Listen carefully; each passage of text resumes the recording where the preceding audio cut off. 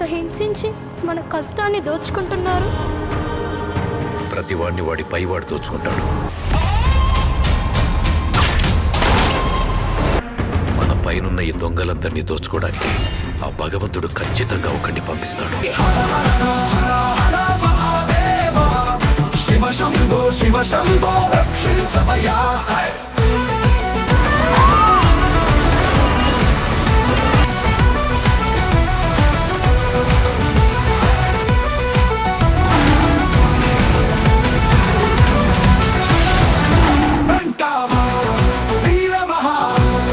వీర మహర వీర మందు ప్రతను శబితే